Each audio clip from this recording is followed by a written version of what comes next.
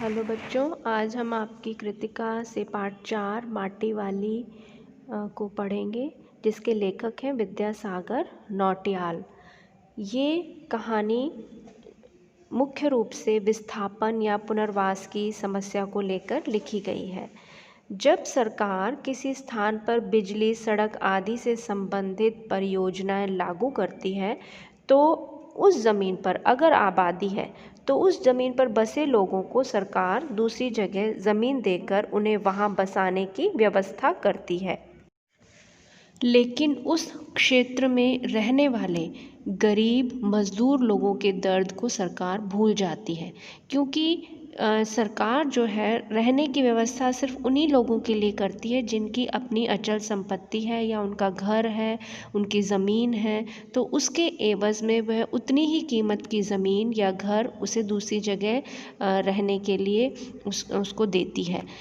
क्योंकि उन लोगों के पास, जो गरीब मज़दूर लोग हैं, किसी तरह की कोई ज़मीन जायदाद नहीं होती, तो उनके लिए नए सिरे से कोई काम शुरू करना बड़ा कष्टदायक होता है, क्योंकि उन्हें तो रोज़ कमाना पड़ता है और रोज़ उसी कमाई को वो खाने में उनको खाने की व्यवस्था वो कर पाते हैं।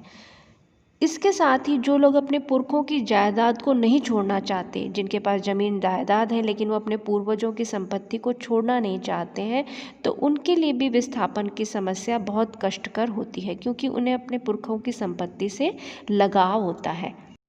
माटी वाली कहानी में लेखक ने एक गरीब मिट्टी बेचने वाली महिला के माध्यम से इस समस्या को उठाया है, जो घर घर मिट्टी पहुंचाने का कार्य करती है।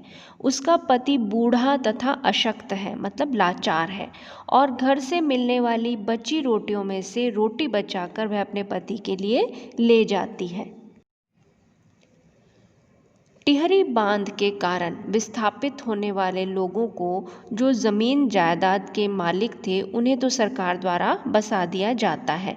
लेकिन जब माटी वाली पुनर्वास अधिकारी के पास पहुंचती है, तो उसके पास ज़मीन के कागजात नहीं होने के कारण उसे सरकारी सहायता नहीं मिलती, क्योंकि वो एक ठाकुर की ज़मीन पर झोंपड़ी बना कर के रहती है, जो शहर से काफ़ी दूर है, और उसके बदले में उसे ठाकुर के घर मिट्टी भी पहुंचानी पड़ती थी, और उसके लिए बहुत से कामों को लेकर के उसको बेगार भी करनी पड़ती थी।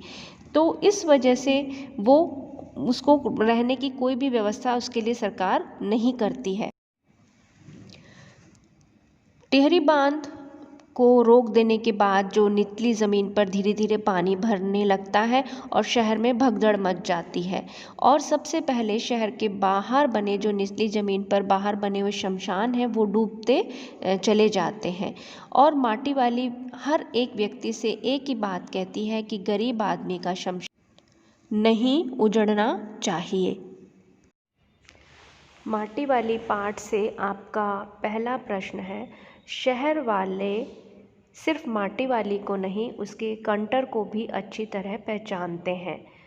आपकी समझ में कौन से कारण रहे होंगे जिनके रहते माटी वाली को सब पहचानते थे?